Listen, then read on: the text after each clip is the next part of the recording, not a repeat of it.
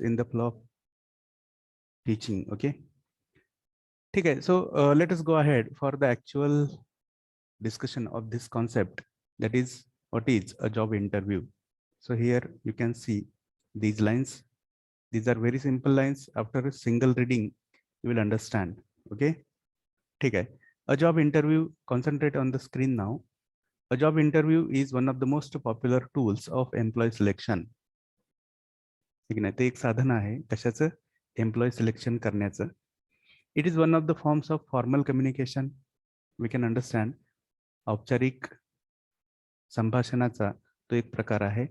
It is an interaction between a job applicant or candidate and the representative or representatives of an employer.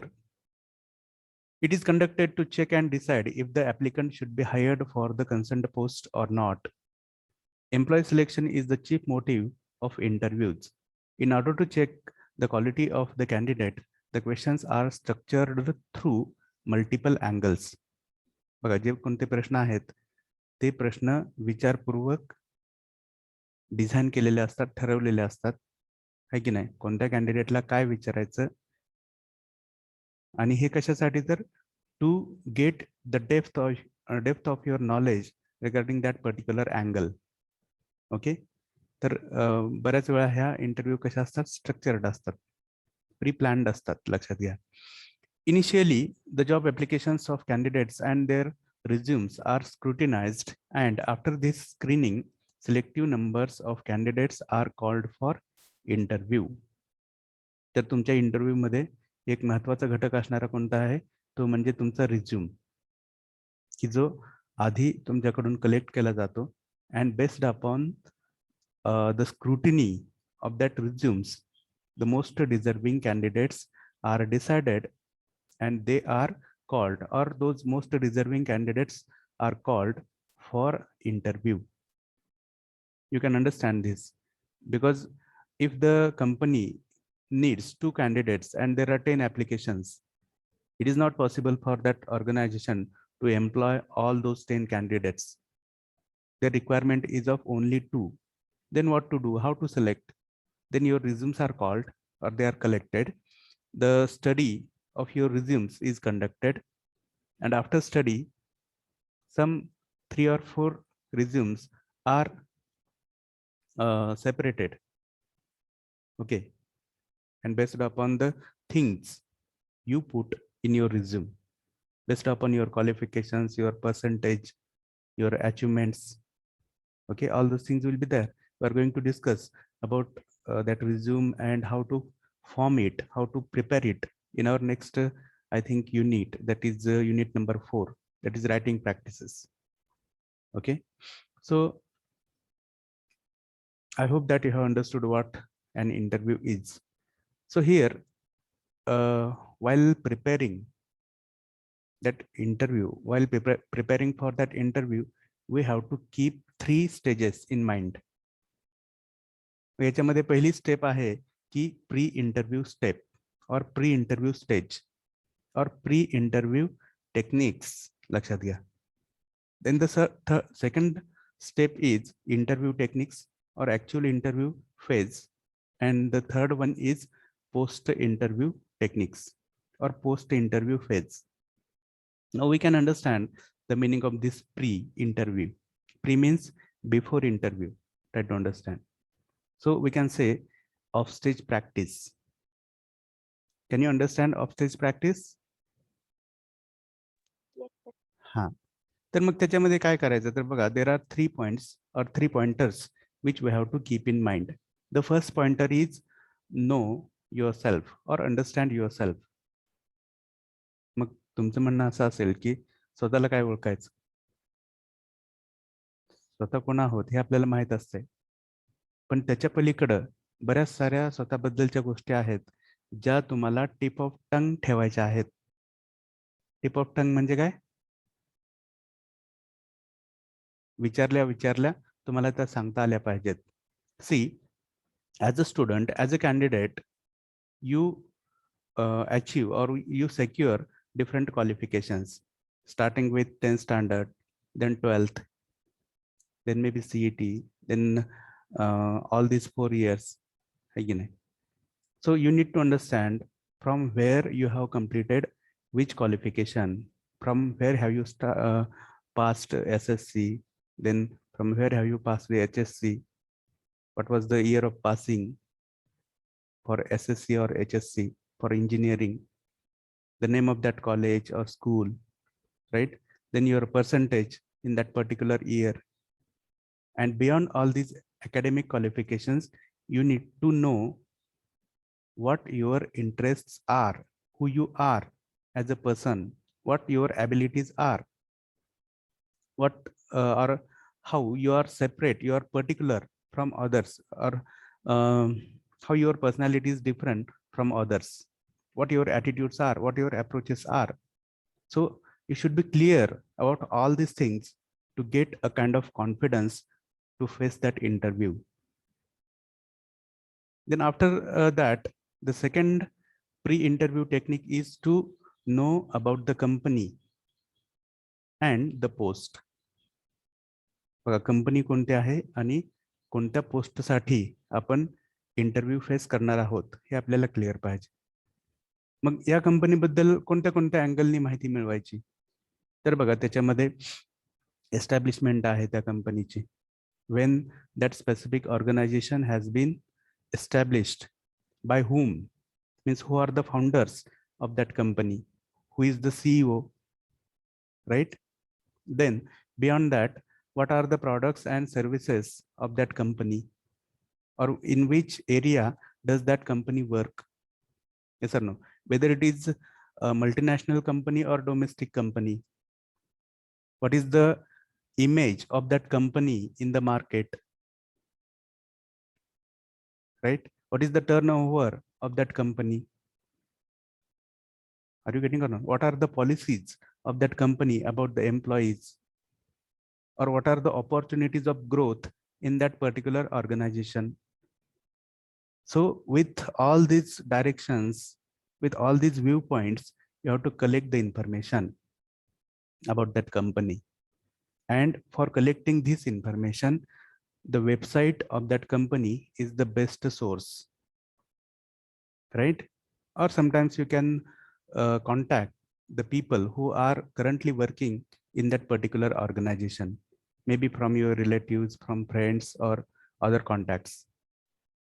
Through them also, you can collect information about that particular company or organization.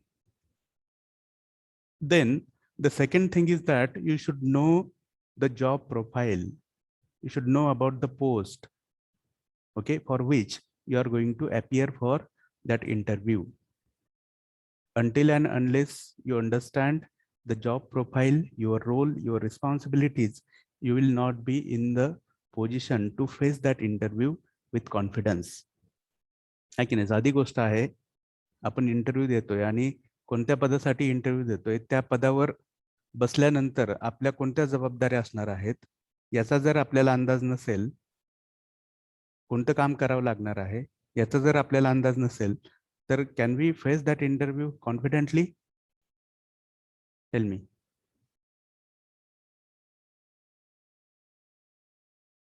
If we don't know the job profile, the work profile, our responsibilities, can we face that interview with confidence? हा, लक्षात घ्या. तर ह्या गोष्टी या गोष्टींचा अभ्यास तुम्ही केला पाहिजे, ठीक आहे? किंवा कोणते पर्टिक्युलर स्किल सेट्स अपेक्षित आहेत त्या कंपनीला तुमच्याकडून, किंवा कोणत्या प्रकारचं काम तुम्ही करणं अपेक्षित आहे याचा अंदाज तुम्हाला घ्यावाच लागेल, की नाही? त्याच्यामध्ये तुम्हाला उतरावं लागतंय, स्वतःला तिथे ठेवून बघावं लागतंय त्या पोस्टवर, आणि इमॅजिन करावं लागतंय की आपल्याला हे काम करावं लागणार आहे, ते काम करावं लागणार आहे, यांना हँडल करावं लागणार आहे, त्यांना इन्स्ट्रक्शन द्यावं लागणार आहेत, त्यांचं कोऑपरेशन घ्यावं लागणार आहे, यांची मदत घ्यावी लागणार आहे. बघा हे सगळं आहे त्याच्यामध्ये. Because for that position you are going to be paid by that organisation. आणि ऑर्गनायझेशन असं उगाचच कोणालाही पे करत नसते किंवा कोणालाही हायर करत नसते, लक्षात घ्या. Organisations are selfish. Okay, the way in which people are selfish, organizations are also selfish. Selfish in the sense they want the proper return of whatever they pay. बघा, जे काही पे करतायत त्याचे रिटर्न्स त्यांना पाहिजे असतात आणि ते तुम्ही द्यायचे असतात, लक्षात घ्या. तर तुमचं त्या ऑर्गनायझेशन मधलं अस्तित्व हे टिकत असते. कळते? जबाबदारी असते, जॉब करणं जबाबदारी असते, ते आपल्याला पेलवता आली पाहिजे. That's all. तर या दुसऱ्या अँगलनी तुम्ही माहिती गोळा करायची आहे. Then the third pre interview technique is to predict the possible questions and their answers. बघा, आपण समजा उद्या परवा इंटरव्ह्यू फेस करणार आहोत, इंटरव्ह्यूची डेट आलेली आहे समजा. मग आपण काय करायचं आज? तर आपण काय करायचं, या गोष्टी करायच्या. पहिलं स्वतःला ओळखायचं, स्वतः कोण आहोत, काय आहोत, स्वतःचा रिझ्यूम काढायचा, सगळे क्वालिफिकेशन्स कागदपत्र काढायची, कोणतं क्वालिफिकेशन कधी घेतलंय परत एकदा रिवाइज करायचं, परत कंपनीबद्दल माहिती घ्यायची, पोस्टबद्दल माहिती घ्यायची. आणि तिसरी गोष्ट काय करायची, तर you have to prepare a list of possible questions and their answers. बघा, वर प्रश्न लिहून काढायचा आणि त्याच्या खाली उत्तरासाठी स्पेस ठेवायची. कारण कधी कधी कसं होतं बघा, पहिल्या बॉललाच आपली विकेट जाते इंटरव्ह्यू मध्ये. जाते की नाही? का जाते? Because we don't prepare, we don't predict what can be asked. आहे की नाही? म्हणजे आपण या इंटरव्ह्यू मध्ये पूर्ण अभ्यास करून उतरायचा आहे.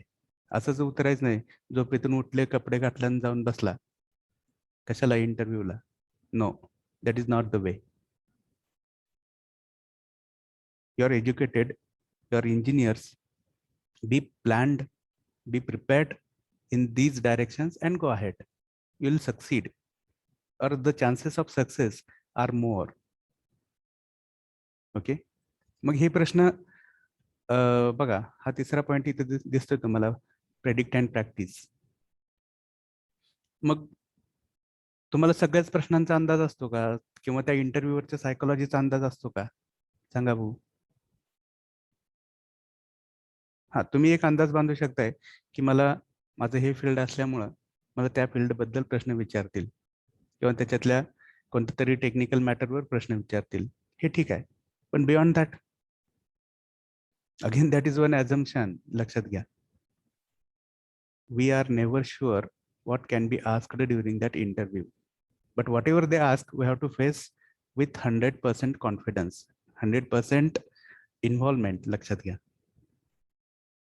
आणि बघा, हे जे प्रश्न आपण डिझाईन करतोय इन ॲडव्हान्स, तेच तुम्हाला स्टिम्युलेट करणार आहेत. कशासाठी? उत्तरासाठी. जोपर्यंत प्रश्नच निर्माण होत नाही तुमच्या मनामध्ये, तोपर्यंत उत्तराची काय अपेक्षा ठेवणार आपण?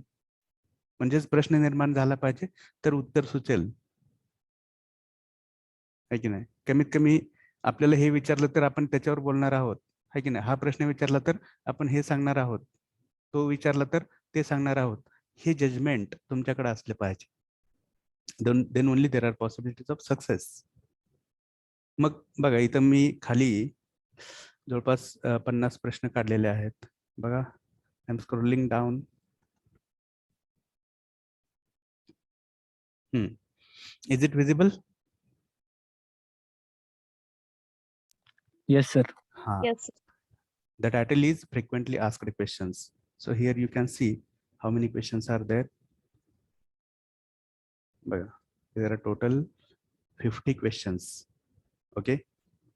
मग हे सगळे 50 क्वेश्चन्स, आणि त्या प्रत्येक प्रश्नाचं तुमचं उत्तर तुमच्या सायकोलॉजी मधून, तुमच्या अंडरस्टँडिंग मधून तुम्हाला द्यायचं आहे समजा.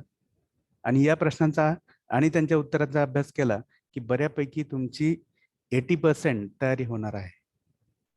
These questions will be of two types. They will be asked on soft skills or hard skills. The questions related to hard skills are related to your branch, your expertise, your technical expertise, and the soft skill related questions are based on your behavior, your attitudes, your approaches, or your viewpoint, outlook towards the outside world. Try to understand. मग याच्यामध्ये बघा, पहिला commonly विचारला जाणारा प्रश्न आहे कोणता? Tell me about your self और इंट्रोड्यूस युअर सेल्फ. कसं उत्तर देणार? प्रश्न दिसायला खूप साधा दिसतोय, इंट्रोड्यूस युअर सेल्फ. मग उत्तरामध्ये माय सेल्फ म्हणायचं का आय एम म्हणायचं की माय नेम इज म्हणायचं? कोणतं स्टँडर्ड आहे, कोणतं ऍक्सेप्टेड आहे, कोणतं कॉमनली युज्ड आहे, मोस्ट कॉमनली युज्ड आहे, माहित नको का? त्याच्या पलीकडं आपण स्वतःचं नाव सांगायचं की फॅमिली बॅकग्राऊंड सांगायचं, की वडील काय करतात ते सांगायचं, की आई काय करते सांगायचं, किती भावंड आहेत ते सांगायचं, काय करायचं? कळतंय का? फक्त स्वतःचं नाव सांगायचं आणि क्वालिफिकेशन सांगायचं? कोणतं योग्य वाटतंय तुम्हाला?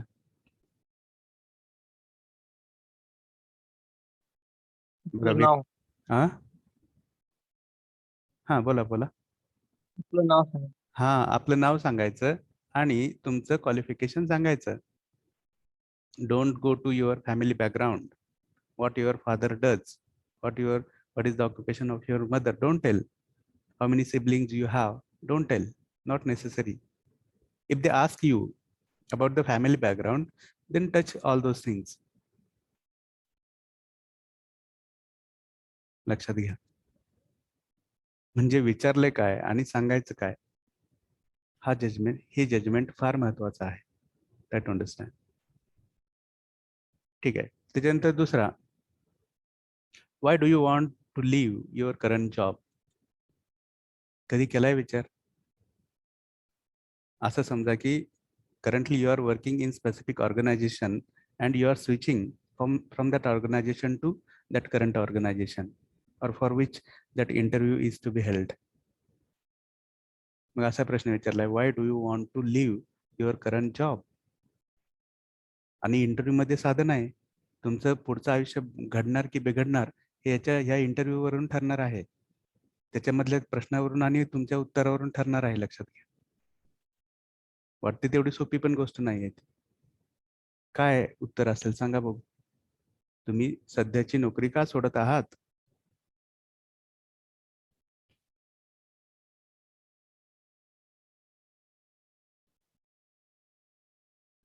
आहे की नाही? सध्याच्या नोकरीतला जो वरिष्ठ आहे त्याला खूप शिव्या द्यायच्या, सध्याच्या कंपनीला खूप शिव्या दिल्या पाहिजेत, आहे की नाही? असाच आहे तसाच आहे, राईट? की वेगळ्या पद्धतीने काय सांगितलं पाहिजे? सांगा ना, तुमची सायकोलॉजी काय म्हणते?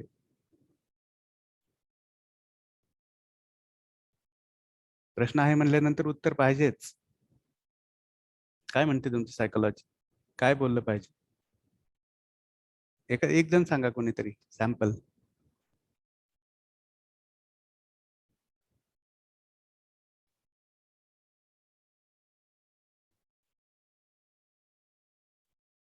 अरे तुम्हाला पाहिजे ओपिनियन, स्वतःच काहीतरी वैचारिक स्टँड लागतोच.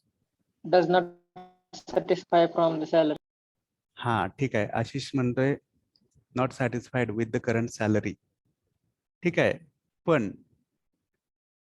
डायरेक्टली असं म्हणण्यापेक्षा जर तुम्ही हीच गोष्ट अजून वेगळ्या पद्धतीने सांगितली तर, मग ती वेगळी पद्धत कोणती आहे? तर I am trying to join this company for better growth,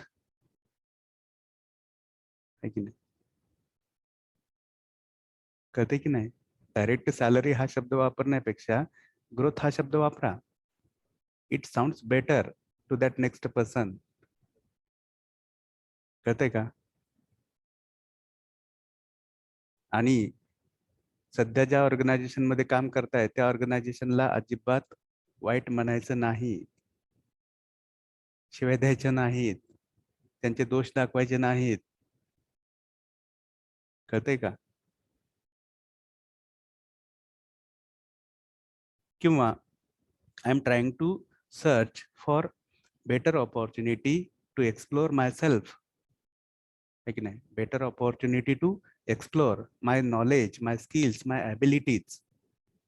मग याचा अर्थ असा होतो की तुमच्या ज्या क्षमता आहेत त्या क्षमतांना करंट ऑर्गनायझेशन मध्ये वाव मिळत नाही. ठीक आहे, ऍक्सेप्टेबल आहे हे. कळते? आशिष उत्तर दिलं, चांगली गोष्ट आहे बघा. Yes, sir. हा, आणि कसं बोलायचं ते पण बघा, ट्रिक्स आहेत या. सायकोलॉजिकल गेम आहे, you have to play it but in a positive proper direction. आता तुम्हाला समजा असे विचारले बघा, इथं 5वा प्रश्न आहे, which adjectives would you use to describe your self.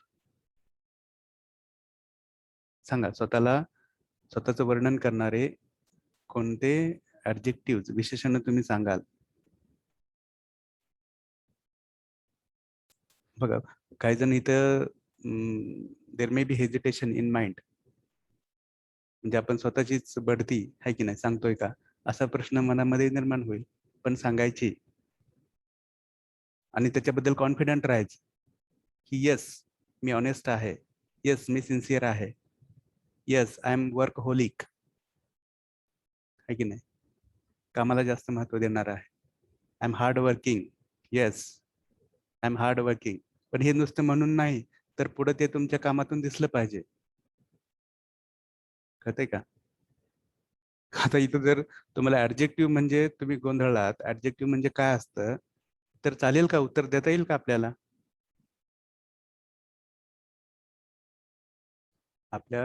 आपण एकदम लो लेवलच्या मेंटॅलिटीचा विचार करतोय. आपल्याला ऍडजेक्टिव्ह म्हणजे काय तेच माहित नाही. क्रिया विशेषण आहे का विशेषण आहे का सर्वनाम आहे तेच माहित नाही. कसं उत्तर देणार?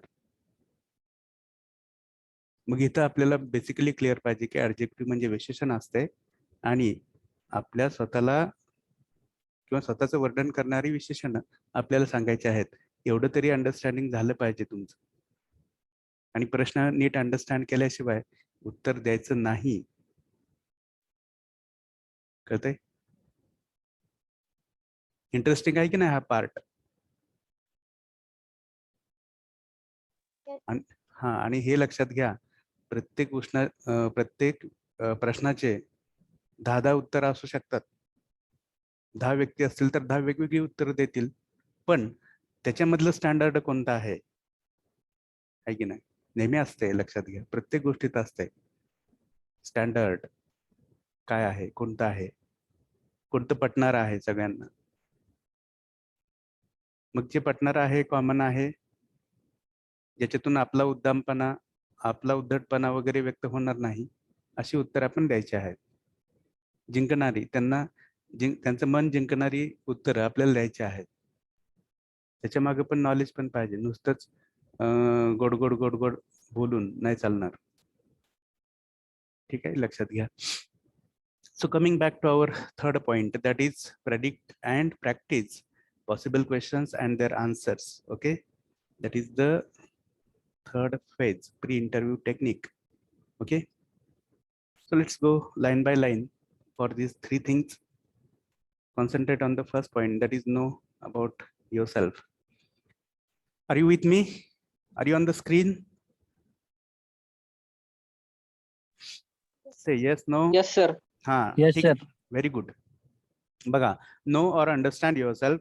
It is necessary for a candidate appearing for an interview to know completely about himself or herself. He or she must know his or her own qualifications, achievements, interests, then abilities and weaknesses too. Baga, weaknesses पण माहित पाहिजेत. ठीक आहे. He or she should know the qualities he or she has. This self-knowledge gives confidence to face the interviews. बघा, हे स्वतःबद्दलचे जे ज्ञान आहे, जाणीव म्हणतो, स्वत्वाची जाणीव, ही आपल्याला एक प्रकारचा आत्मविश्वास देत असते. Then come to the second point, know about the post and company. Concentrate.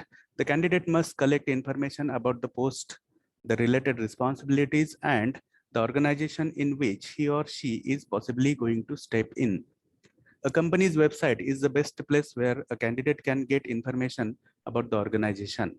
The information should be collected with reference to the company's establishment, founders, headquarters, products, then history, turnover, number of employees, its policies, its vision and mission, its social image and so on. Okay, तर बघा आता या टर्नओव्हरचा आणि तुमचा काय संबंध आहे सांगा बघू. त्या कंपनीचा टर्नओव्हर आणि तुमचं काय रिलेशन आहे?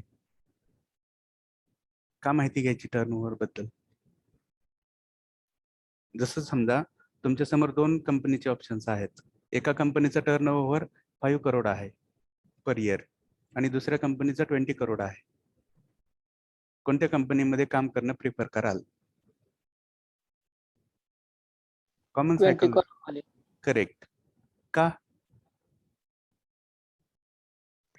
आपल्याला अंदाज येते त्याच्या. करेक्ट. आपल्याला आपल्या प्रगतीचा, ग्रोथचा अंदाज येऊ शकतोय, है की नाही? 5 करोड टर्नओव्हर असणारी कंपनी जे देऊ शकते त्याच्यापेक्षा नक्कीच 20 करोड टर्नओव्हर असणारी कंपनी जास्त देणार आहे तुम्हाला काहीतरी बेनिफिट्स, है की नाही? आणि तेवढं तरी सेल्फिश आपण असलंच पाहिजे. आपण काही असे महान परमात्मा नाही आहे, लक्षात घ्या. We are workers basically. We are employees and we strive, we work for our growth, for the growth of our family, our relatives maybe. Okay, लक्षात घ्या. ठीक आहे. तर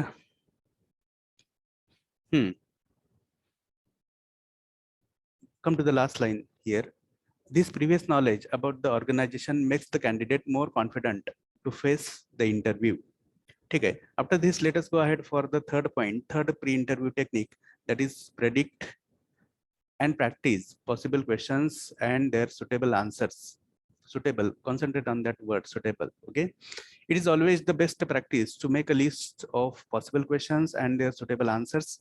The most commonly asked questions as well as the most important questions about the profession should be predicted. The questions stimulate our thoughts. As I told you recently, the questions stimulate our thoughts and bring clarity in our thoughts. If the candidate doesn't find enough information about any issue, he or she should find out resources to collect information. Okay, the questions should be about the hard as well as soft skills related to the job. याच्याबद्दल पण मी बोललोय मगाशी. The candidate can take help of his or her friends who can perform the role of an interviewer. You can take help of your friends or your teachers who can perform the role of an interviewer. Okay, sit with them, ask him or her to ask you questions, ask him where the problems are occurring. Okay, take their feedback and accordingly improve yourself. It will increase your confidence. Okay, this practice makes the candidate to feel more comfortable and easy during the interview. आणि जिथं सराव झालेला असतोय तिथं आत्मविश्वास आपोआप येत असतोय, नैसर्गिकपणा बोलण्यामध्ये आपोआप येत असतोय आणि तो नैसर्गिकपणा कुठेतरी काउंट होत असतोय. Okay, try to understand. Do we have enough time to proceed? Yes, we have. ठीक आहे. Then come to the next phase, that is actual interview phase. So take or suppose yourself that you are in the cabin of that interview. Then how will you behave? How will you present yourself? Or how will you carry yourself? तर त्याच्यामध्ये बघा, पहिली गोष्ट तुम्हाला इथं दिसते की dress professionally and appear good, है की नाही? साधी वाटते ही गोष्ट, पण फॉलो केली पाहिजे. कारण आपण आपला ड्रेस कोड, आपला अपिअरन्स हा कुठेतरी मॅटर करत असतो. त्याच्यामध्ये आपली हेअरस्टाईल म्हणा, कपडे स्वच्छ असणं म्हणा, प्रेस केलेले असणं म्हणा, है की नाही? आपले शूज म्हणा, फॉर्मल शूज, है की नाही? या गोष्टींची थोडी केअर तरी आपल्याला घ्यावी लागते. नीटनेटकेपणा ही गोष्ट सगळ्यांनाच आवडत असते. क्लीनलीनेस सगळ्यांना आवडत असतोय, है की नाही? तो क्लीनलीनेस आपण पाळला पाहिजे. ठीक आहे, तर या गोष्टी याच्यामध्ये आहेत. कारण लक्षात घ्या की दोज कंपनीज और दोज रिप्रेझेंटेटिव्ह, दोज इंटरव्ह्युअर्स आर चुझी. चुझी म्हणजे काय? जसं आपण पण चुझी असतोय व्यक्तींच्या बाबतीत, मित्रांच्या बाबतीत, है की नाही? किंवा बऱ्याच वेळा आपण ठरवून मित्र सगळं अंदाज घेऊन मैत्री करत असतो, ठीक आहे ना.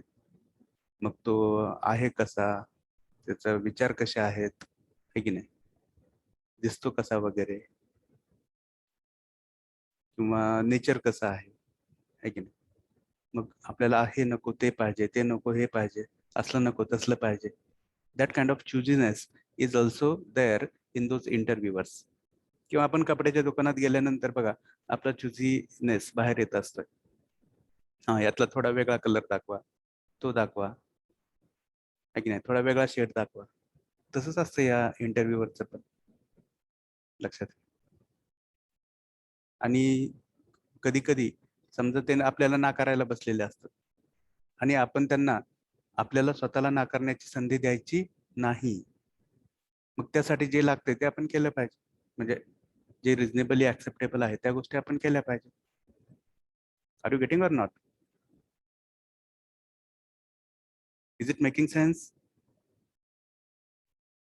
से yes or no. Yes, sir. ठीक आहे, Yes, sir. Good, okay. त्याच्यानंतर बघा, दुसरं आहे फॉलो इटिकेट्स. इटिकेट्स, मॅनर्स, आहे की नाही, हे आपण पाळले पाहिजेत. मग हे इटिकेट्स, मॅनर्स कसं व्यक्त होणार आहे? तर तुमचं समजा एंट्री पासून तर एक्झिट पर्यंत ज्या ज्या गोष्टी तुम्ही करताय, जसं की टेकिंग परमिशन्स असेल, थँकिंग असेल, ग्रीटिंग असेल, या गोष्टी तुमचे एटिकेट्स दाखवतात. जसं एंटर करताना मी आय कम इन सर म्हणा, या म्हटल्यानंतर थँक्यू म्हणा, बसा म्हटल्यानंतर थँक्यू म्हणा, गुड मॉर्निंग म्हणा, गुड आफ्टरनून म्हणा, काहीतरी म्हणा, आहे की नाही. जाऊन नुसतं न विचारता जाऊन बसायचं नाही तिथं खुर्चीत, आहे की नाही. साध्या साध्या गोष्टी आहेत पण पाळल्या पाहिजेत. And you should never take anyone for granted. कुणालाही गृहीत धरायचं नाही. इथं आपल्याला सगळेच सेकंड चान्स देतील, चूक केल्यानंतर सुधारण्याचा सेकंड चान्स देतील याची गॅरंटी नाही आहे, लक्षात घ्या. Are you clear? Are you getting or not what I mean to say? Say yes or no? Yes sir. हा, म्हणून या गोष्टी इथं महत्वाच्या आहेत, ठीक आहे. त्याच्यातून तुमचा चांगलेपणा, एखाद्याला किंमत देण्यातून तुमचा मोठेपणा व्यक्त होत असतो, म्हणून किंमत द्या, ठीक आहे.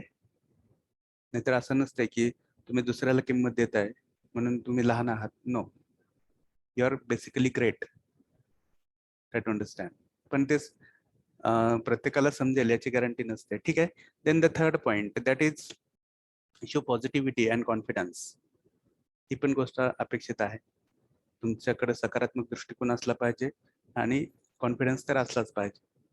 तुमचा आवाज थरथरायला नको, आवाजामध्ये व्हायब्रेशन्स नको, आहे की नाही.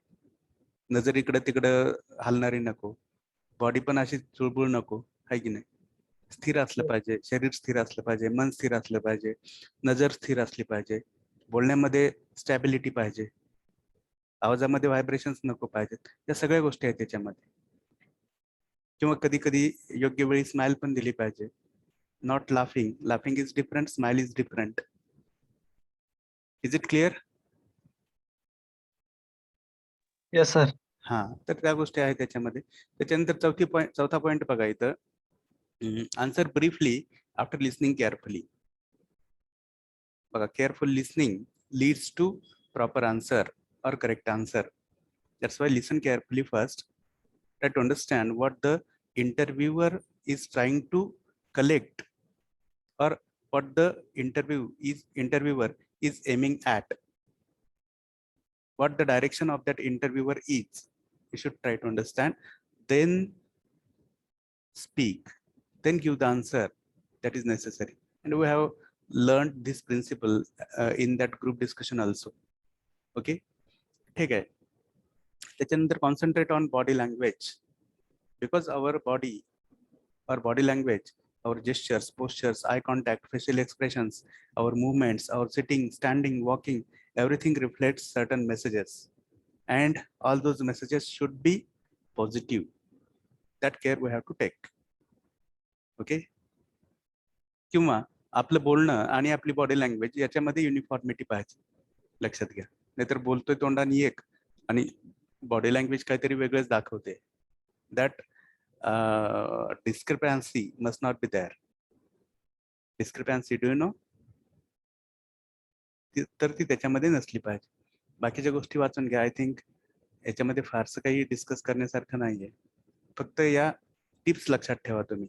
Next tip, next guideline is be truthful. आहे की नाही? म्हणजे काय? Simply you have to be an honest person as far as your submissions in that interview are concerned. Submission म्हणजे काय? तर तुमचे विचार, तुम्ही मांडलेले विचार, तुम्ही दिलेली उत्तरं. माहित नसेल एखाद्या प्रश्नाचं उत्तर तर ऍडमिट करा. सिम्पली सांगा की sorry but I am not much aware about it. त्याच्यामध्ये कमीपणा नाही, पण खोटं बोलून रेटून बोलण्यात आहे की नाही कमीपणा आहे. तो तुम्ही मायनस पॉइंट कलेक्ट करायचा नाही, लक्षात घ्या. Are you clear? तर हे त्याच्यामध्ये महत्वाचं आहे. खरेपणाची तपासणी होत असते प्रत्येक टप्प्यावर जीवनातल्या. त्याला तयार राहा. You will keep on winning the situations. लक्षात घ्या. when you are truth or when you are true or when you follow truthfulness. ठीक आहे. कारण लक्षात घ्या की ते इंटरव्ह्यूवर त्यांना सगळ्या गोष्टींचा अंदाज हा आपल्यापेक्षा नक्कीच जास्त असतो. म्हणूनच ते तिथे इंटरव्ह्यू घ्यायला बसलेले असतात. बऱ्याच वेळा फार एजेड असणारे लोक तिथं असतात, ज्यांना 30-30, 40-40 वर्षाचा त्या क्षेत्रातला अनुभव असतोय. सगळं ते फार त्यांनी सगळं माहित असतं त्यांना त्याच्यातलं. म्हणून तिथं खोटं बोलण्याचा वगैरे प्रयत्न करायचाच नाही. आणि तुमच्या स्वभावामध्ये जो इनोसन्स आहे, इनोसन्स कळतोय? What do you mean by innocence? Innocent behavior that is appreciated basically by those people in chair. What is innocence? म्हणता की तुम्ही निष्पाप. हा, निष्पापपणा आवडत असतोय. ठीक आहे. त्याच्यानंतर बघा 7वा पॉइंट आहे, keep details of resume in mind. बघा रिझ्यूम मध्ये तुम्ही काय माहिती दिली आहे आणि तोंडातून काय बाहेर पडतंय त्याच्यामध्ये कोऑर्डिनेशन पाहिजे. तर रिझ्यूम मध्ये सांगितलं एक आणि तोंडातून माहिती देतोय दुसरीच, असं नको. कारण तुमचे रिझ्यूम्स हे त्या इंटरव्ह्यूअरच्या हातात असतात आणि त्या दिलेल्या माहितीच्या आधारावरच ते तुम्हाला प्रश्न विचारत असतात आणि फक्त ते चेक करत असतात की whether there is coordination in your thoughts and the details given in that resume. नाही, तिथे मिसमॅच नको. रिझ्यूम मधली माहिती एक आणि सांगताय ती दुसरीच, असं नको. तर त्या दृष्टीने ह्या गोष्टी सगळ्या लक्षात ठेवायच्या आहेत. Okay. Then the 8th point is keep things at professional level. बघा, there many times there is possibility of controversies or disputes sometimes, suppose, or there may be opposite views about certain point, or there may not be unity of thought between that interviewer and that interviewee. In such cases you should not take it emotionally. You should not take it at personal level. Okay. Here your sporty attitude, your sporty behavior is expected. Okay. कधी कधी बॅकफुटवर यायला पण शिकलं पाहिजे आपण. बॅकफुटवर येणं म्हणजे काय माहितीये? परिस्थिती बघून बॅकफुटवर येणं गरजेचं आहे की नाही? आणि कधी कधी फ्रंटफुटवर पण गेलं पाहिजे परिस्थिती बघून, किंवा आपला त्या गोष्टीतला अभ्यास बघून. कळते का? बॅकफुटवर येणं म्हणजे काय? तुम्हाला माहित पाहिजे सगळं हे. बॅकफुटवर येणं म्हणजे माहित नाही? कोणालाच माहित नाही? 59 जण आहेत. 59 जणातले एकालाही माहित नाही बॅक फुटवर येणं म्हणजे काय असतं आणि फ्रंट फुटवर जाणं म्हणजे काय असतं. तात्पुरती माघार घेणे. Correct, correct Ashish, you are correct. तात्पुरती माघार घेणं किंवा माघार घेणं गरजेचं आहे. किंवा कधी कधी सरेंडर करणं. सरेंडर म्हणजे काय? जिथं माहित नाही तिथे सरेंडर करा ना, नो प्रॉब्लेम. ठीक आहे, तर त्या गोष्टी आपण इथं लक्षात घेतल्या पाहिजेत. And after that the post interview phase is thanking the interviewers. आहे की नाही? शेवटी आभार माना आणि गरज असेल तरच you can ask for call back. or by that call you can confirm about your selection. Are you clear? So these are the techniques in which there are 3 phases: pre-interview techniques, interview techniques, and post-interview techniques. So the time is not permitting us to proceed further. Whatever the remaining things are, we will discuss in our next lecture. Okay, so we'll go for our attendance.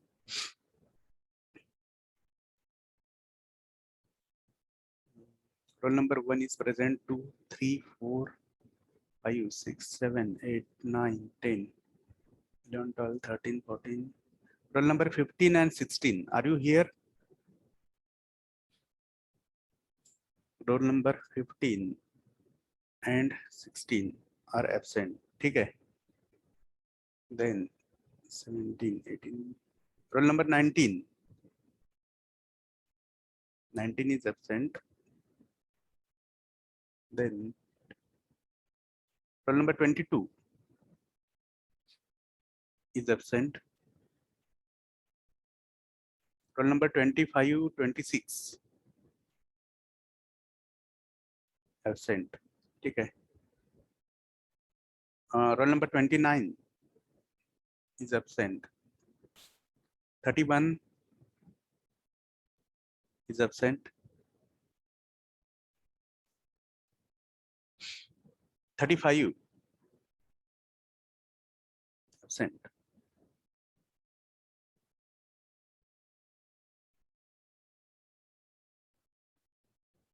43 56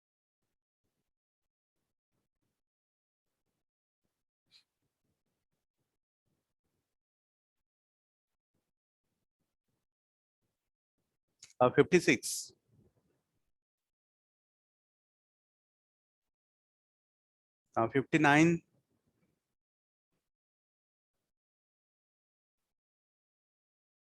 63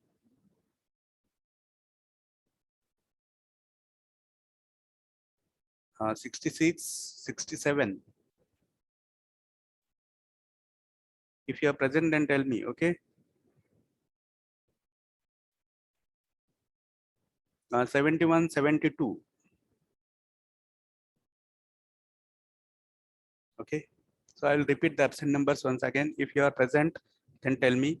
Roll number 15, 16, 19, 22, then 25, 26, 29, 31, 35, 43, 56, 59, 63, then 66, 67, 71, and 72. Is there anyone present from these numbers? Okay, so let's stop here for now. Thank you.